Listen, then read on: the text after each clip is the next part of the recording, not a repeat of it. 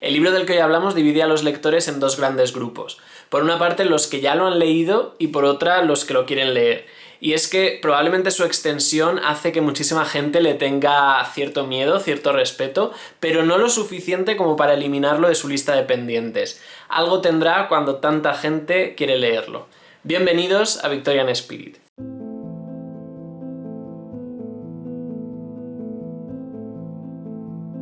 Hola a todos, soy Adrián, bienvenidos a mi blog Victorian Spirit. Hoy recupero una sección en el canal que en su momento tuvo muy buena acogida y que creo que puede resultar muy práctica para dar ese último empujoncito a personas que tienen en mente leer ciertos libros que, por lo que sea, pues intimidan. Y este caso es especial porque me toca hablaros del que considero mi clásico favorito y probablemente mi libro favorito hasta la fecha, que no es otro que Los Miserables de Víctor Hugo. Después de casi 10 años de la primera lectura, este año lo he vuelto a leer y tenía claro que quería traer un vídeo sobre él al canal, pero a la vez me imponía mucho hacer una reseña porque me veía muy incapaz de ser objetivo con este libro. Como cualquier libro no es perfecto, tiene sus cosillas, pero claro, mi vinculación con él es tan fuerte, me gusta tantísimo que era difícil afrontarlo en forma de reseña. Al final opté por este otro formato que además creo que puede ser muy útil porque quien más y quien menos ya conoce el argumento de Los Miserables, por lo menos en líneas generales, pero quizá tenga ese problema de animarse porque bueno, es un libro que tiene 1600 páginas,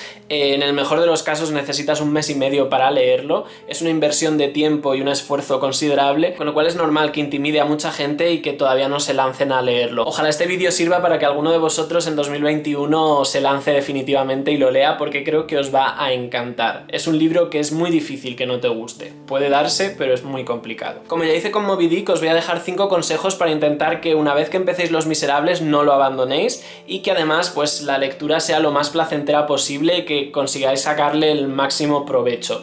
Por supuesto son 5 consejos muy personales que yo me los apliqué a mí mismo, pero que no tiene por qué funcionar a todo el mundo. Es una pequeña aportación, pero creo que sí pueden servir de ayuda. Y antes de meterme con estos 5 consejos específicos sobre Los Miserables, creo que hay 2 cosas que en este tipo de clásicos tan largos siempre conviene tener muy en cuenta. La primera de ellas es la edición que utilices para leerlo, porque bueno, ya sabéis que siempre existe esta lucha por intentar encontrar la mejor traducción, y además en este caso, siendo un libro tan extenso, creo que merece mucho la pena cuidar la edición que se elige porque al final vas a pasar muchas horas con él y conviene que sea lo más cómodo posible. Yo en esta segunda relectura opté por la edición de Alianza Editorial, que viene en 2 tomos de tapa blanda, y la verdad es que me ha gustado mucho. La traducción está fenomenal, no tengo ninguna objeción que hacer. Es verdad que como en casi todas las ediciones existen algunas erratas, pero bueno, siendo un libro tan extenso creo que no es algo digno de mención en esta edición, y sobre todo lo que me parece es muy manejable. El hecho de que sean 2 tomos y además de tapa blanda a mí me ha ayudado muchísimo, porque a veces veo a esas personas que tienen una edición en un solo tomo que es así de gordo y además de tapa dura, y yo me imagino leyendo eso y para mí se me hace bola, la verdad, porque la comodidad es algo que cada vez valoro más a la hora de leer un libro, así que bueno, si tenéis dudas sobre qué edición comprar, pues esta puede ser una buena opción. Esto por una parte. Y por otra también, como un consejo general para afrontar este tipo de tochos, nunca está de más encontrar una compañía con la que poder leerlo. Este libro se hace muy largo, mes y medio leyéndolo a buen ritmo es mucho tiempo, y si tienes a alguien con quien compartirlo, con quien debatir, con quien emocionarte en ciertos momentos, creo que refuerza muchísimo la lectura. Vale, y ahora sí podemos hablar de los 5 consejos específicos para leer Los Miserables y no morir en el intento. El primero sería empaparse un poco en el contexto histórico. Esta es una novela en que la historia cobra un protagonismo especial,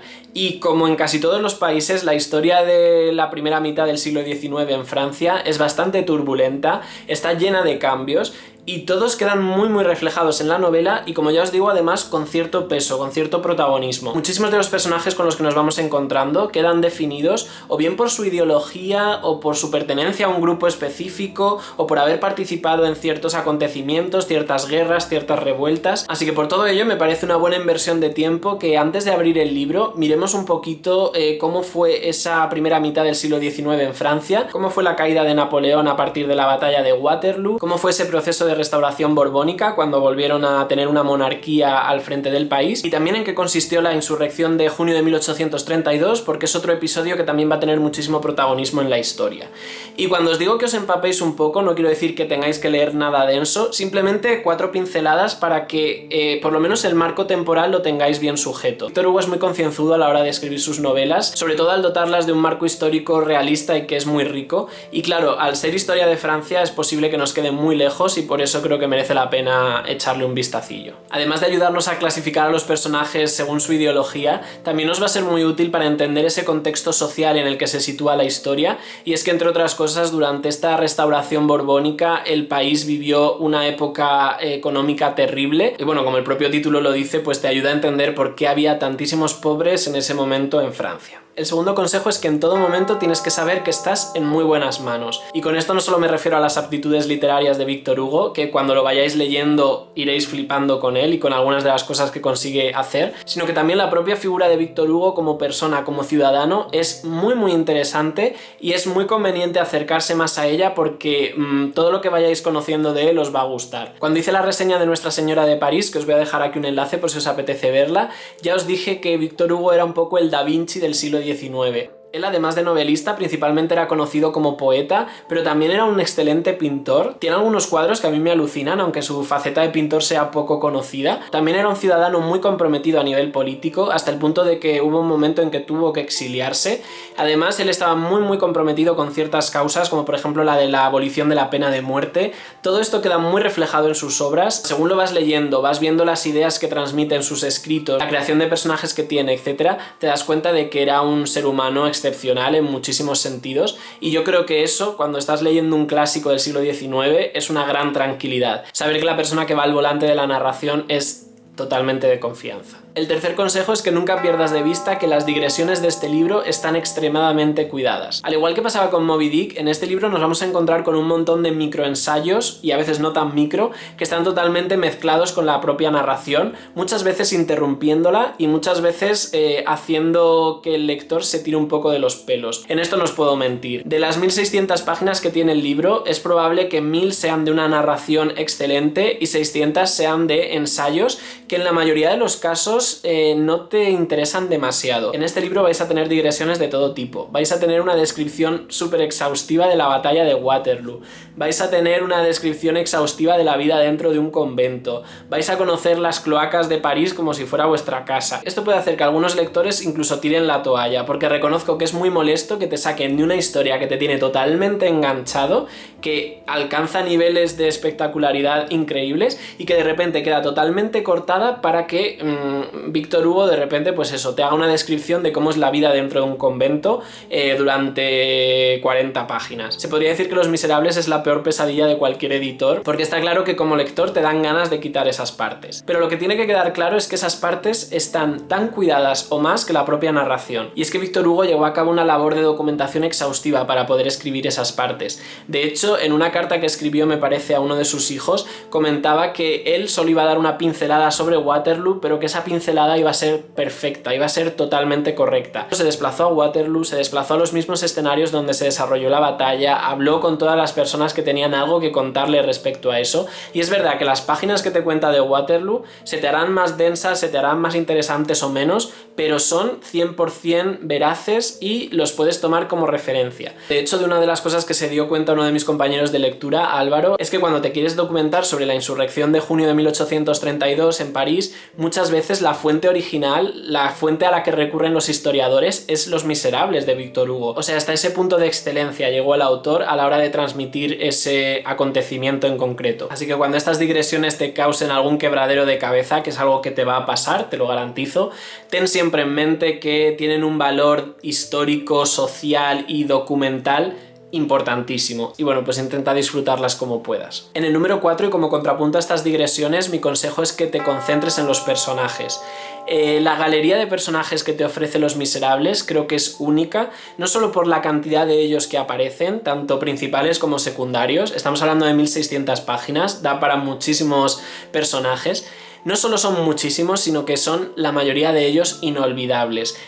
Cuando termines este libro, cuando lo cierres, vas a tener la sensación de que has creado una nueva familia, aunque sea una familia de papel, una familia literaria, pero vas a tener nuevos padres, nuevas madres, nuevos hermanos, nuevos amigos, porque de verdad que son personajes que se quedan contigo, te van a acompañar ya para siempre. Es uno de los puntos fuertes de la novela y tiene que ser el motor que te incite a seguir leyéndola continuamente. A pesar de las interrupciones, quédate con esos personajes, quédate con esas tramas, déjate sorprender y déjate emocionar por Víctor Hugo. Creo que algunos de los personajes más tiernos que he leído nunca en un clásico están en este libro. Además, al ser una novela que toca tantísimos palos, creo que cada uno va a poder elegir su personaje favorito en base a su experiencia. Para mí, por ejemplo, mi personaje favorito siempre será Eponine y bueno, mi vinculación con ella es algo que no me va a quitar nunca nadie. Así que nada, déjate enamorar por estos personajes. Y el consejo número 5 es que enriquezcas la experiencia de leer Los Miserables con el visionado del musical. Es una suerte que hay que aprovechar el hecho de que uno de los grandes libros de la historia de la literatura haya dado lugar a uno de los mejores musicales de la historia. Para mí, sin duda, el mejor. Y yo creo que es algo que deberíamos aprovechar como lectores. Por supuesto, no están las cosas como para sacarse un billete de avión y irse a ver Los Miserables al West End de Londres, pero os voy a proponer 3 alternativas para que podáis disfrutar de este musical desde casa y con total seguridad. Para mí, la primera opción, la que más me gusta, sería que veáis la grabación que hizo el Centro de Documentación Teatral y que está disponible en YouTube. Os voy a dejar el enlace en la cajita. Es la versión que se hizo en Madrid, me parece que fue en 2011, así que está en castellano, se entiende perfectamente y es una producción increíble. Es lo más parecido que tenemos a poder ver el musical en directo. Para aquellos que no lo pudieron disfrutar, pues me parece que es una opción estupenda. La segunda opción, que también me gusta mucho, es poder disfrutar del concierto que se hizo con motivo del 25 aniversario del musical. Es un concierto que se hizo en el O2 Arena de Londres. Tiene un reparto increíble y además reserva ciertas sorpresas porque al final de la obra se reúnen distintos elencos que históricamente han hecho el musical y bueno, pues es muy emotivo para cualquier persona que esté un poco metida en este circuito de los musicales. Es un vídeo que sí o sí tenéis que ver. Puede ser otra buenísima opción. Aquí ya el musical está en inglés, pero bueno, se encuentra normalmente con subtítulos, así que no hay ningún problema. Y la tercera opción sería que vierais la película de 2012, cuando se reprodujo el musical en Hollywood. Es mi opción menos favorita porque me parece que es una película a la que le falta mucho ritmo y que se puede hacer un poquito densa, por lo menos a mí me pasó. Yo, que soy fanático del musical, fui a ver la película el día del estreno, me defraudó un poquito, me faltó ritmo, me faltó lo que te da el musical, lo que te da el directo. Pero bueno, es la opción más accesible, me parece que está en Amazon Prime, si no me equivoco, y si no en alguna otra plataforma, porque es una de estas películas que es fácil de localizar.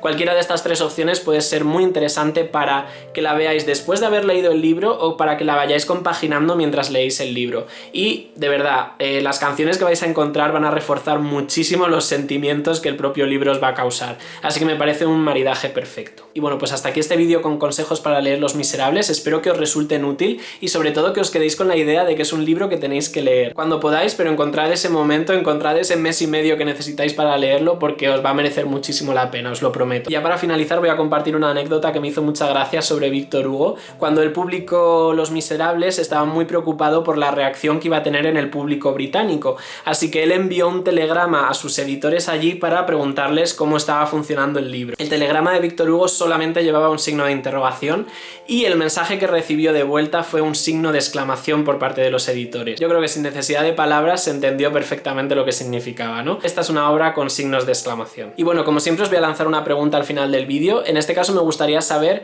cuál es vuestra relación con Los Miserables. ¿La habéis leído? ¿No? ¿Habéis visto el musical? ¿Queréis leerla? ¿Os da miedo? Cualquier cosa que me queráis contar al respecto de esta obra, me encantará escucharla. Y nada, si es la primera vez que pasas por aquí y te ha interesado lo que te he contado, te animo a que te suscribas, le puedes dar al cabezón de Sherlock y a la campanita para estar en contacto. Y a todos los demás, muchísimas gracias por estar siempre ahí, por vuestro cariño, por vuestra dedicación. Nos vemos el domingo que viene con un nuevo vídeo y hasta entonces que tengáis una muy buena semana. Adiós.